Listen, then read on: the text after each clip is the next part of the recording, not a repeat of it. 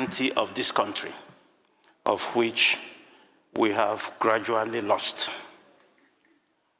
As a child, I can beat my chest today that I'll be one of the few here standing that saw war as a child.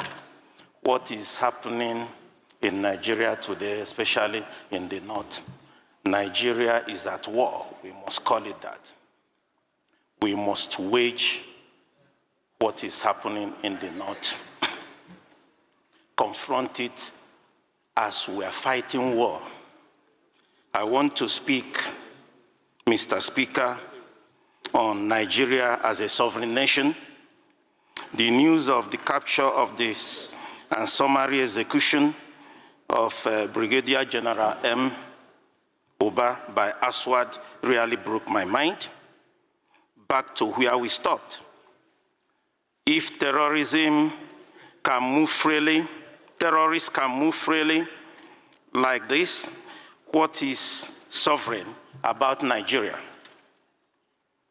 Some people were shouting Nigeria is a sovereign nation. We don't need America. We don't need anyone. But Nigeria went to Congo. Nigeria went to Liberia through ECOMOG to help them out. We need help this time. Even if it's coming from Mali, from Chad, from Burkina Faso, we need help. Our children are being molested in the north. Our girls are being molested in the north.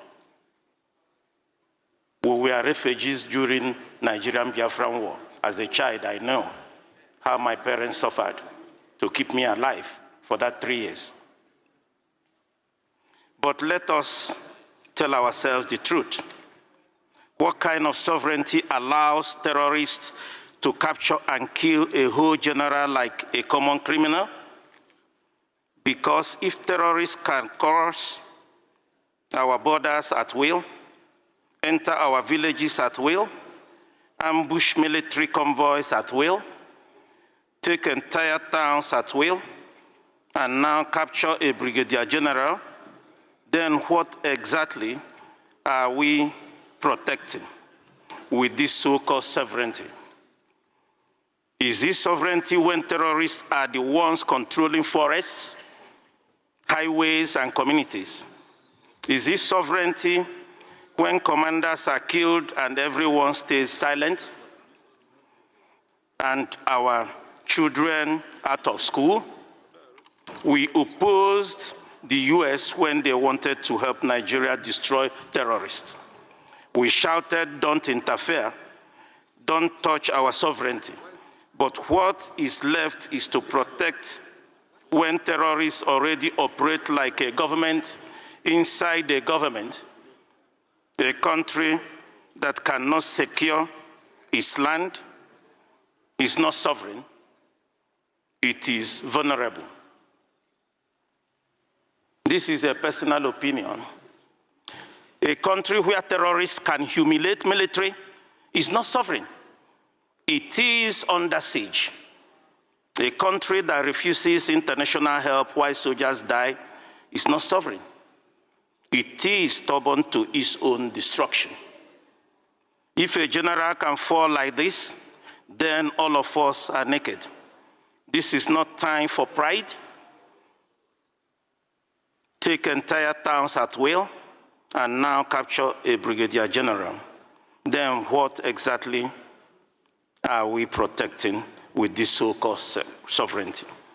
This is not a time for pride. This is not a time for ego. This is time to ask, what is sovereignty? What?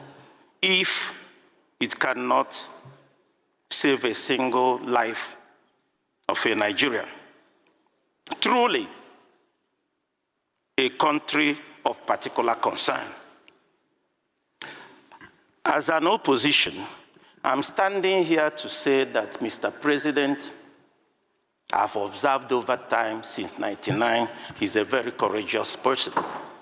That's why in 99 in Lagos, I voted for him to be a governor. And I also saw his courage when a minute after being sworn in, he removed the oil subsidy. Though timing was wrong, I saw his courage when he brought off 4 tax bill here. We passed. We saw his courage. And also, I want to encourage him to extend that his courage. Today, our brother has been jailed for life, and the judge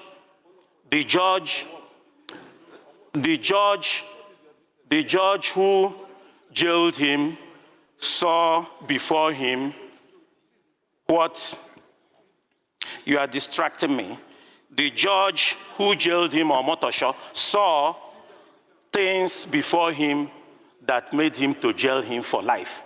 Good enough. But Mr. President has the greatest opportunity now. I'm not a lawyer, but I'm a lawmaker. I'm not a lawmaker. I'm not a judge. I'm a lawmaker. What I am saying today, that Mr. President Leader, please. Mr. President today has the greatest opportunity as a very courageous person, that today I know that point of order. The counsels to Mazi Kalu Nwankwo has not gone for appeal. We are not appealing today. We are demanding today that within the ambit of law of these 60, 90 days, he has not gone point to of court. Order. For Mr. President to give him a pardon and release Nnamdi Kanu to us. I rest my case. Okay, thank you.